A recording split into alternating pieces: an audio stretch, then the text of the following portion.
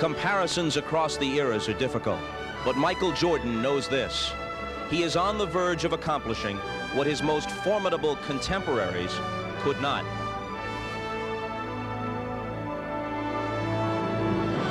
Larry Bird's Boston Celtics reached the finals 5 times in all, and in a 6-year span, won 3 championships. Some say Bird's '86 team was the best ever for a single year, but Larry Celts never repeated, largely because of the presence of Magic Johnson's Lakers, who reached the finals 9 times in 12 seasons and wore the crown 5 times, once back-to-back, but they were thwarted by injuries and Isaiah Thomas's Pistons as they went for the triple. That was the first of 2 in a row for Detroit, but eventually, a team they had haunted grew stronger. And when the Bulls swept the Pistons, the torch was passed, although grudgingly. The Chicago Bulls, now on the verge of such an emphatic run of excellence that they believe no one will be able to deny them a place on the short list of all-time great NBA teams. The Chicago Bulls, nearing the end of an extraordinary basketball odyssey, and believing, to a man, that tonight is the night.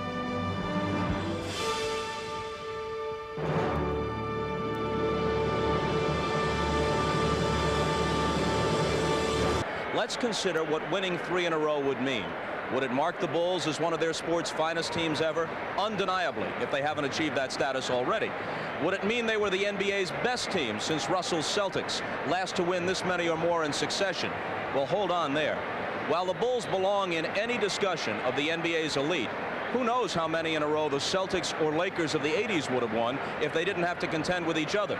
Or for that matter, tremendous 76er teams at the beginning of the decade. And then there are the 72 Lakers of Wilt and West, who won 33 in a row in one stretch. Chamberlain's dominant Philadelphia team of 1967, or the finely tuned Knicks teams of the early 70s. Any of these clubs could conceivably have given these Bulls a run for their money. No team has ever come back from a 3-1 deficit to win the NBA Finals. Bulls, with the 3-1 lead, control the opening tip. From the left corner, Michael Jordan for 3. Yes. Michael, each game they've gone up 31 points, 42 points, 44, 55. Scottie Pippen with the backdoor layup. And that was a beautiful pass from Michael Jordan, getting him 30 to 40 shots. If you're going to lose, you lose with Charles Barkley. Here's Jordan. So Michael has hit his first 2. Well, the whole problem is that Charles Barkley was open both of those times, and he should have got the ball to Charles Barkley. Pippen with the fake. Beautiful baseline. Suns lead by 10. And they've hit a left. Oh, the alley-oop for Michael Jordan. Take him one way, pull him with that left hand if you can get away with it, and then all you have to do is be able to jump 3 feet above the rim. Has not seen much playing time in the second half. He went 25 minutes in all the other night, hit 8 of 11. Jordan's pass broken up. Johnson for Barkley, Armstrong back, and Charles Barkley extends to a 27-15 lead. The key to the game for the Phoenix Suns is that they're going through Charles Barkley every single time. Either he's going to shoot it, if he gets double teamed, he's going to create a shot for somebody else. Barkley has hit 5 out of 7, 11 points. Nice pass. Dumas from Barkley. A reverse stuff by the rookie, Richard Dumas. That would be Jordan. Pippen. 8 unanswered for Chicago. We haven't seen that in the last couple of minutes, and that's what got them this early lead. Jordan, oh, difficult shot. Michael Jordan with the turnaround. He has 9. The Bulls are within 2. Michael Jordan showing some signs after not looking to shoot for a long stretch. Jordan on the follow. Leads by 4. Armstrong for 3. See, BJ got that 3-pointer because 2 men jumped out at Michael Jordan, and he was able to spot BJ free and clear in the corner and give him the ball. We're going to get the ball back to the Chicago Bulls. Jordan, yes.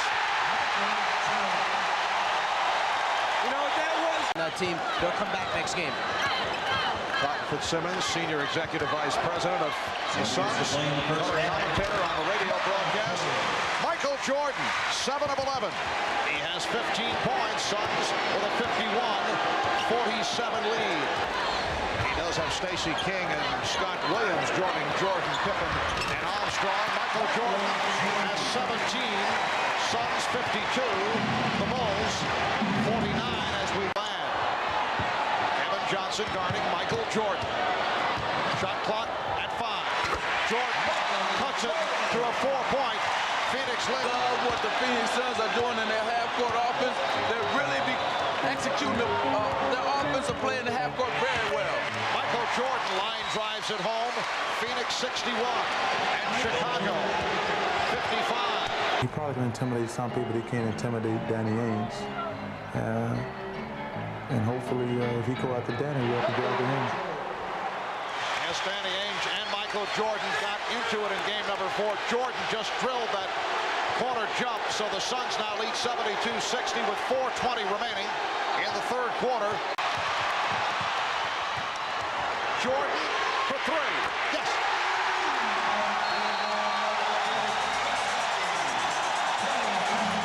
So Phoenix calls for time. Had it knocked away by Pippen. 3-on-1, 4-on-1. It's Jordan.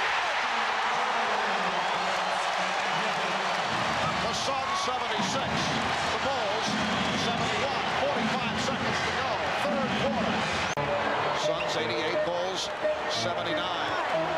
Jordan with the turnaround. And the Suns now lead by 7. Jordan has 31. This crowd disappointed. They came here hoping to celebrate a 3-peat. Michael Jordan cuts it to 9.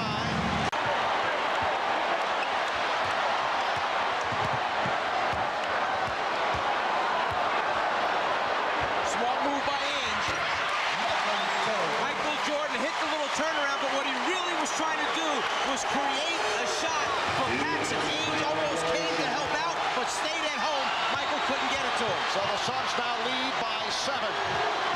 We're down to 1 minute and 50 remaining. Fourth quarter. Barkley struggling for possession. Johnson.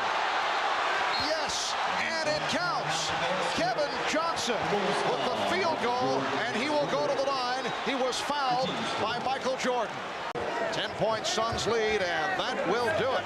The Phoenix Suns, leading most of the way, remain alive in this best of 7 as they knock off the Bulls 108-98. The Bulls now lead 3 games to 2, but this series goes back to Phoenix. You guys took a big lead early. They came back, but you never really let them take control of the game. Was defense the difference for you guys in this game? We don't play defense in the West. That couldn't have been it. But that's what everyone was saying. That's right. Well, maybe it was an accident tonight, but I thought our defense was great. Michael was fantastic as usual, but he really had to work hard. He didn't get into the paint like he did last game, and I think that not only KJ, but our whole team really deserves a lot of credit for the defense they played. And how much did the experience of the early rounds, the early round against the Lakers in Phoenix, how much did that help tonight? Well, I think it helped a lot. To tell you the truth, that was pressure. Yeah. The first round was pressure. This right now is nothing compared to that. So we're relaxed, and we're playing the way that we can play, and we're glad that we're going back to Phoenix. If we're the best team, we should be able to win 2 games in Phoenix. If we're not, then we'll tip our hats to them. Charles, the other night we were talking, you guys are down 3-1, and you kept saying it's our destiny. It's our destiny. I believe it is our destiny to win the World Championship. I have believed that for the last year, and I believe in my heart that we're going to win the World Championship. And I told you that. I don't care about being down 3-1. God wants us to win the World Championship. I don't know if I go that far, Charles. No, I talked to him the other night. But wait a minute, Charles. Now, how do you guys remain so confident? Well, this is our 5th game that if we lost it, our season was over. But I'm telling you, it's destiny. I don't care what anybody says. We believe that it's our destiny to win the World Championship this year. Had to be motivated by the people who are getting ready for a championship yes, Chicago. You can take all that wood off them windows. There won't be no riots and things tonight. Might be later, but take all that plywood off the windows. All right, Charles. We'll see you in Phoenix. Thank you, baby. All right.